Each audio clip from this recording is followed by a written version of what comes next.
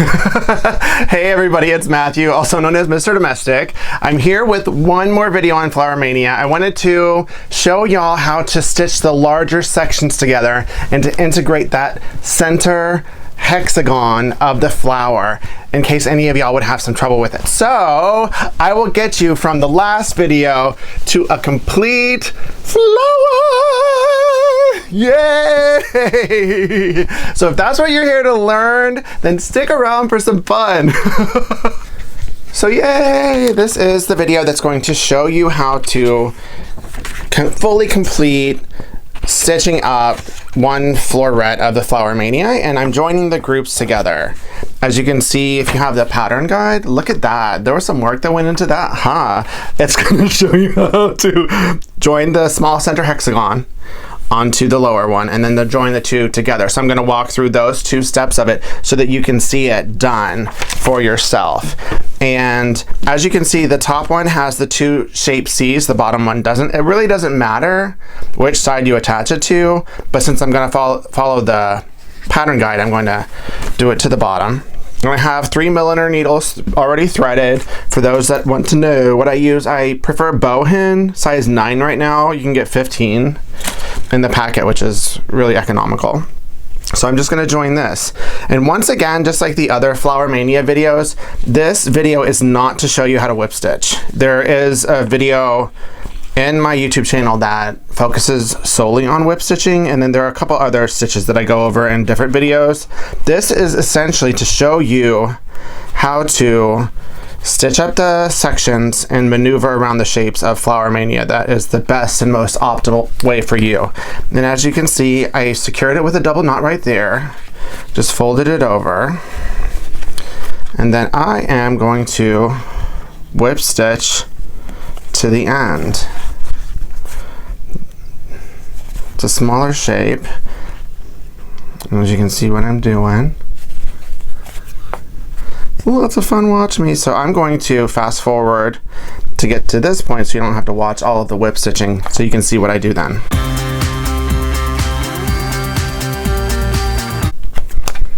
Okay, now I'm to the end of this row. I'm just gonna do another little ninja action there where I turn it and then put it over the needle and have it go all the way through. And that's the first way that I secure it. And then I'll look to see if there's a loose tail here. And there it is. And then I'll just do a double knot with the loose tail. You can't really see it because I had to bring the camera out so you can see the whole shape. But I did a double knot right there, securing it to the loose tail of thread. And now I just open this up like that, and then I'm gonna fold it over the next shape A, like that. And I'll make sure that this length right here is the same as that length for you. And then I just start stitching again right here. And I've been doing a lot of English paper piecing, so I don't use clips for this. But if you wanted to make sure that this stayed in place, this would be a good time to put a clip like right there until you got like halfway through, just to keep it from moving around for you. Then I'm just going to stitch all the way to the end. I'll fast forward it so you don't have to watch me stitch. And I'm to the end of this one again. I'm going to do another ninja action where I can pull it through. I'll just do another loop just to secure it. Then I'll see if there's an open tail there left over. And by tail, I mean whenever I stitch this up, there should be excess thread. As stated in the other videos, I like to leave about 1 inch to 1.5 inches of excess thread on either side when I English paper piece, just so I can double secure it by tying a double knot around it with the new thread. And so this one's secure. I know these stitches are going nowhere. Then I'll just go like this and I'll do the same thing over. And I'll just fold it here. Make sure that these are all in alignment, because if you just fold it over and don't make sure it's in alignment, it could be a little off and it won't get to the end here. So you gotta make sure you get to the end. And then get your stitch on this end. And I'll fast forward so you don't have to watch and show you what it looks like in the end. To the very end, and I have one more stitch I'll just stitch it right here and go ahead and do a second one right on the end, and then see, there's the thread. I'll turn it, have it go through, and since it's the end, I'll do one more ninja knot, turn it, have it go through, then I'll use my trusty Mr. Domestic thread cutter ring, and I'll cut that. And let me just show you what it looks like so you know what you're doing. So this is the bottom, this is affixed, and next I'm going to attach it to this. But first I'm going to press this flat with my seam iron just so that I'm working with two flat surfaces, and then I'll come back and I'll show you how to stitch up these two. So now it's time to stitch up the two sections together, and before I begin I just wanted to apologize that the camera is so far away. I prefer the stitching to be really close so that you can see it, but this video is not about seeing the stitches. It's about seeing how I maneuver the fabric and where I get to before I make my turn. So this will be able to show you that at this vantage point. So I flip this over, and I'm essentially going to stitch from this side all the way to the other side, and I'll just show you what I do with the fabric as I go if you're curious or if you're struggling. And the tails are there, so I use this edge right here to line it up, and then I'll just secure it with a double knot. I can do all of my English paper piecing. Just prefer this to creating a knot and then letting that be the anchor. I like to double knot it, and since this is a larger piece, I'll go ahead and triple knot it. 1, 2, 3. And then I just whip stitch until I get to right above where the stitching is for this shape C, and then I'll stitch that, and I'm going to get a couple stitches right now, and then I'll get to that point and then show you what it is I do there. So I'm going to fast forward now. And so this is about where the tail starts to get in the way, so I'll bend it down so I'm just focused on these two D and E's that are butting up against each other. I'll get my final stitches in. I've got about 3 or 4 more. 1, 2, 3. And as you can see, that final stitch is right above where the stitching on the C ended, and that's where I want it to be. It's just like when you're joining the two groups together. So if you want to see the close-up on that, you can go to that video. I'll go ahead and do a double knot, and I know there's not a tail behind me, so I can't use that, but it's secure with the 2 double knots, so I know that these stitches that I just did are good to go. And then I just move it, and I'm no longer focused on that. And I lined up this C to this shape, and I want to make sure that the corner of the mini diamond lines up to that seam where these two pieces join. And this is where a clip would be really awesome if you had them, is to clip it right here so you know it's not going to move around. And since I made so many of these, I know I have the thumb and forefinger strength, my left hand to keep it where it needs to go. My other muscles might not be so strong, but that thumb and that forefinger, they're super duper strong. So I'm gonna fast forward now and get you to the end. And now I am to that corner. So a couple more stitches, and then I'm here. I do the ninja knot, and I'm gonna secure it one more time. And if there's a tail there, you know how I like to leave excess tails from where I stitched previously, then I would tie a knot, but there's not one there because I trimmed it up for the video. I wasn't thinking. Okay, so that's all done, right? So then the next thing is, I'll just move these. And the great things about these papers from DIY Addict is that they're sturdy enough to keep everything in place, but they're also pliable and nimble enough to where you can move things around if you're whip stitching, so no big deal. So what I like to do, because you're lining this up and then you're lining this point up, you can't see it, but you want the point of the two A shapes to be close to each other as you're stitching. And it should naturally happen because geometry is a cool thing, like these shapes fit together, so you should have no problem. And then I just begin stitching until I get to the end. And I'll show you a couple stitches because, you know, I want to chat some more. And then I'm going to fast forward now and get you there.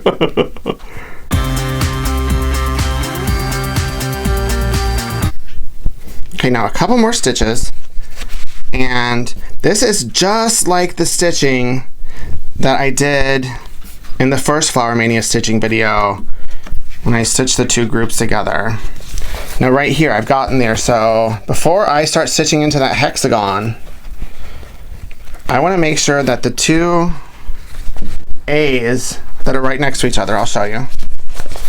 I want to make sure that this A and this A, that point right there meets, because I don't want even an iota, even an atom of the shape C touching this hexagon. So I'll flatten these on top of each other to where they're kissing. That's it. This is a PG show, y'all. And then I'll take my needle and go through the very corner of both of those shape A's. I'll do it a couple of times and then do a ninja knot, maybe do another ninja knot, just to make sure it's not moving by the time I get to the hexagon. So that's good. I'll open this up just so you can see how those two are joined. This ain't touching it. Those two are joined, which is exactly what I want, because all I want is for this to touch this. And then now I just fold this over. And this is just like when you sewed the other half of, or the other section to the hexagon. It's exactly the same thing. So I'm not going to show you it in real time. I'll fast forward, but that's exactly what's going here. So I'll get to the end of sewing the hexagon on, and then I'll show you my tip there.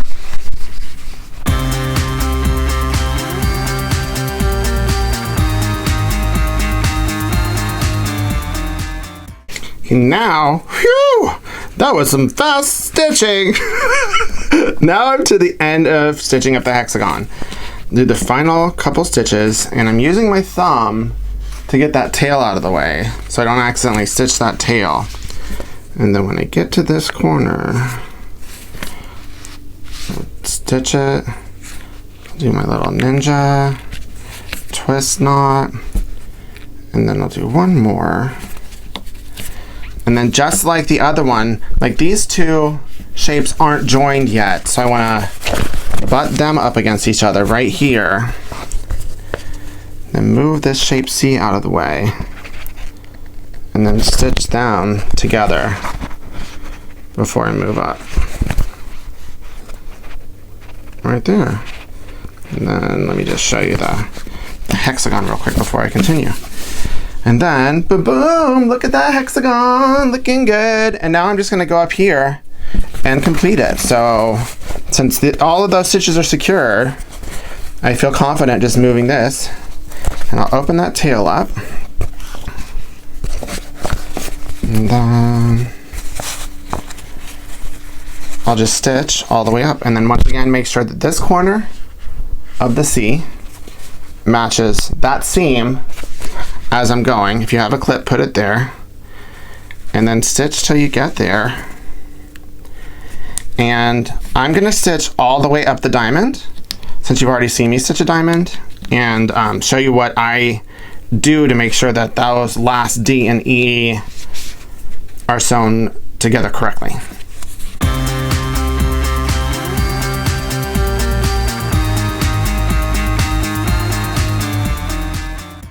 Okay, now I'm to the end of the diamond, and you want to look for where the tail is in that stitch, and you don't want to go above that stitch line. So I found that, and then I'm just going to stitch right above that like I did before to where the D and the E are together. And then this is where geometry should be in your favor here, but occasionally the D and the E might be a little off, and this is where you have some wiggle room, that before you stitch this side up and secure it with a double knot, you want to make sure that these edges right here are flat against each other and these edges are flat against each other. Then you'll ensure that the hexagon doesn't get wonky in the end, and then you can secure it with a double knot and stitch all the way to the end. So let me get that thread out of the tail. So I'll get my stitch onto the end, and before I give you the big reveal of what this looks like, there's one final step that I will show you. It involves an iron. Yay! Now, I think y'all are ready to stitch your flowers and become a flower maniac. So if you enjoyed this video or had a laugh or two, then make sure to give it the thumbs up and don't forget to subscribe to my channel. So keep it positive, y'all. Mr. Domestic out. Oh, now that you've stitched up a whole floor, then you'll see it's a little wonky and it doesn't seem to want to flatten out. And if you haven't watched this video, you're like, oh, I don't understand, I can't take a pretty picture. So that's just because these shapes are not square, so that's just natural, especially if you did a whip stitch. So what I do, I have my ironing board right here. I flip it on the back, or on the front on the board, so where the back's up, and I have my iron on the highest setting on steam, and I just go to town. And this flattens everything because fabric is forgiving and the paper is like geometric shapes going together. They're supposed to fit like a puzzle. So this is just going to smooth out any of the variance. And see, it's flat. And then before you take your pretty picture for the internet, I'll go over it with an iron to where it is all flat, and boom, it's picture ready. Yay! So hopefully this has helped you get those two sections of the Flowermania together.